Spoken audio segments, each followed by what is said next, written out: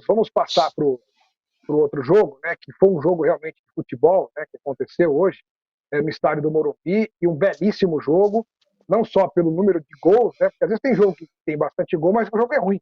Mas o São Paulo teve uma intensidade, talvez também empurrado por essa torcida maravilhosa que tem comparecido e tem sido o principal jogador, o melhor jogador de São Paulo nos últimos tempos é a torcida, né? E hoje batendo recorde, né, Perecini? 57.399, se eu não estou enganado, Exatamente. torcedores estiveram Para no mais de Morumbi, 3 melhor milhões e público 300 mil reais. de renda, exatamente.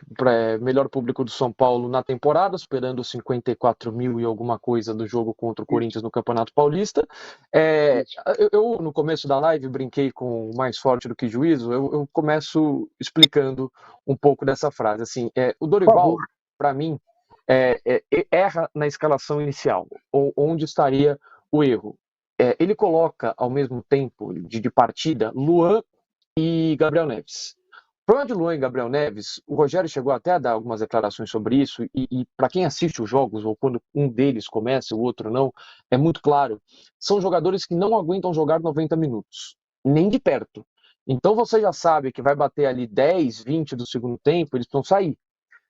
No São Paulo hoje, você perder dois jogadores, entre aspas, você saber que você vai precisar tirar dois jogadores já de partida, assim, é complicado. São alterações que você deixa de fazer para deixar o ataque mais leve, ou com mais intensidade, ou trocar um lateral, ou fazer alguma mudança tática. São duas alterações a menos que você tem. E no São Paulo, você tinha o Pablo Maia, que poderia fazer essa função, o Mendes hoje não estava à disposição.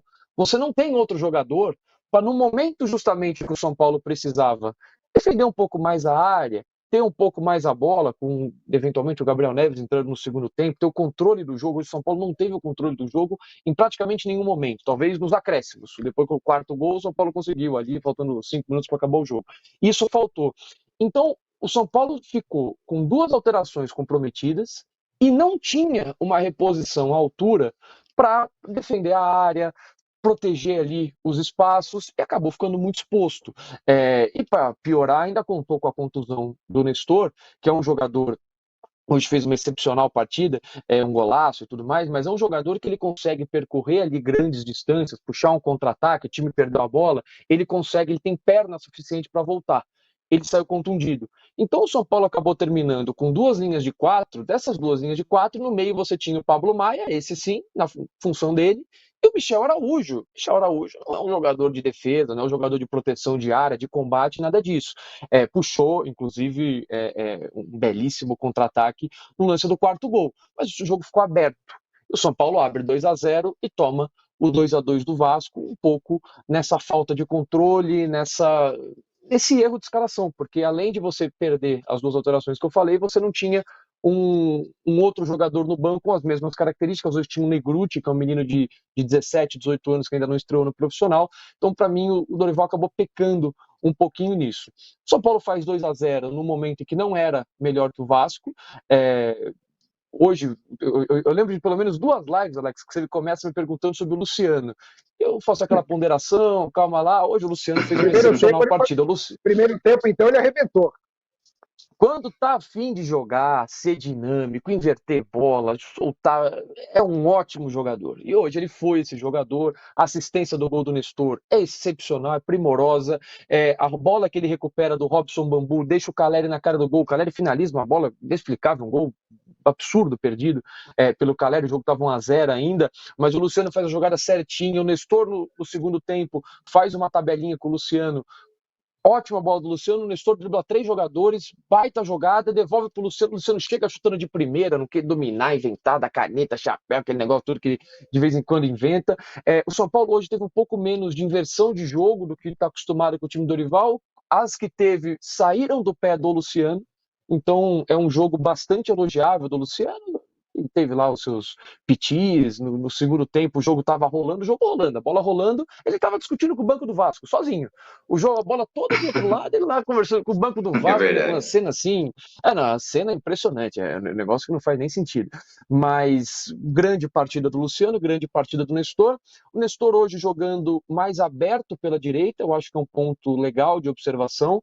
Ele muitas vezes vinha jogando, às vezes ali no meio espaço, ou dando o corredor para outro jogador. Hoje ele jogou bem aberto pela direita, para o Luciano ter um pouco mais de liberdade por dentro, encostar no Caleri, encostar na esquerda. São Paulo tentava no primeiro tempo essa força de Caio Paulista, Marcos Paulo e Luciano pela esquerda. Numa dessas sai o gol com paciência.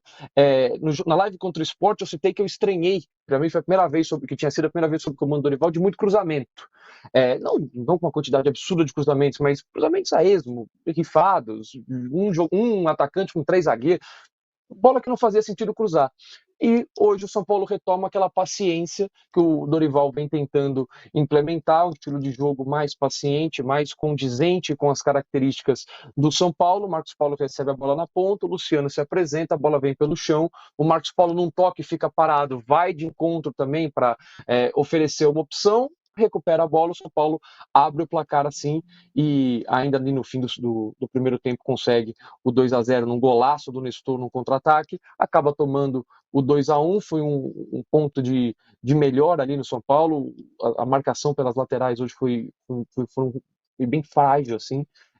O Luan, assim, cara, é difícil entender o Luan, tá difícil entender o Luan jogando mais do que é verdade, não, o Luan é um jogador muito querido pela torcida, é um jogador de Cotia, renovou recentemente, mas, cara, futebolisticamente falando, ele não entrega.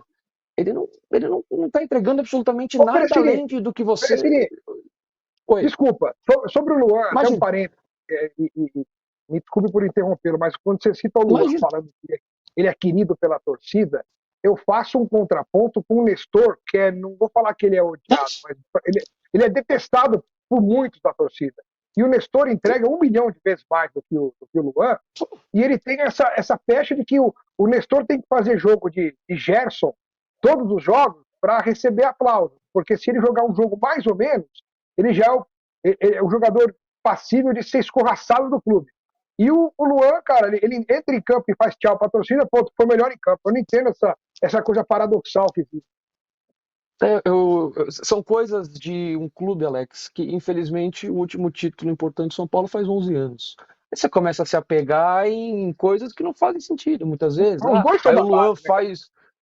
Então, não, mas aí o Luan fez o gol do único título que o São Paulo teve nesse período, o glorioso Campeonato Paulista, lá que a bola bate na bunda do Felipe Melo, o Luan.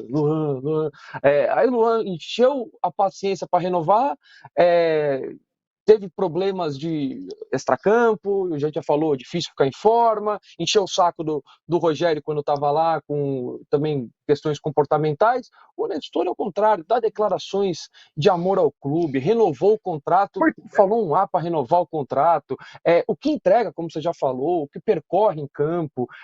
Cara, precisa que ele jogue aberto, ele joga aberto, precisa que ele jogue por dentro, ele joga por dentro, precisa que ele jogue de primeiro volante, segundo volante, ele joga em todas as posições do meio de campo, e não reclama. E, cara, e aí para ele, enfim, aí tem dessas do São Paulo, do torcedor, acho que é de todos os clubes, mas isso me parece muito acentuado no São Paulo pela fase do clube, de que tem uns caras que são amados e serão amados, e tem uns caras que são odiados e serão odiados. Aí a gente vai entrar numa discussão muito mais ampla de rede social, influenciador, ódio, a gente vai entrar numa outra discussão que não cabe aqui agora. Mas hoje, por exemplo, 57 mil pessoas vaiavam o Léo cada vez que o Léo tocava na bola. Gente, com todo respeito, mas o que o Léo fez para o São Paulo? Um cara que ficou 4 anos no clube, sempre foi correto, foi para o Vasco, deu declarações extremamente respeitosas em relação ao São Paulo. De onde saiu um ódio ao jogador a ponto de você pegar no pé como se fosse um rival, assim, aquele cara que traiu o clube? Assim, são coisas que acontecem. Mas o Luan, de novo, eu não vejo futebol nele, futebol mesmo, entregue. Não estou falando futebol de Gerson, como você falou. Estou falando das características que o próprio jogador entrega.